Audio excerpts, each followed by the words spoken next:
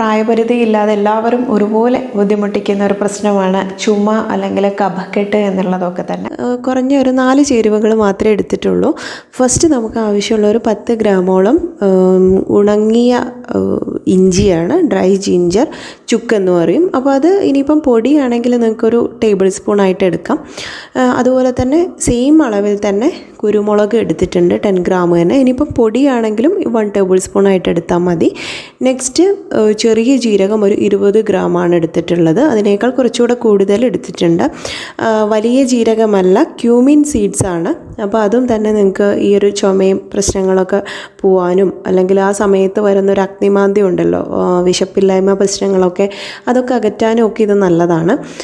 Next ഇതിലേക്ക് ചുമയ്ക്ക് നമ്മൾ അത്രയേറെ കഫം പുറത്തേക്ക് വരാൻ സഹായിക്കുന്ന ഒരു ഇൻഗ്രീഡിയൻ്റ് ആണ് ഈ ലെം ഷുഗർ അല്ലെങ്കിൽ കൽക്കണ്ടം എന്നുള്ളത്. ഇത് കുഞ്ഞുങ്ങൾക്കൊക്കെ വളരെ വിശേഷപ്പെട്ടതാണ്. പിന്നെ മധുരമായതുകൊണ്ട് തന്നെ കുഞ്ഞുങ്ങൾ ഉപയോഗിക്കുകയും ചെയ്യും. ഇനി ഇത് ഒരു 50 ഗ്രാമോളം എടുത്തിട്ടുണ്ട്.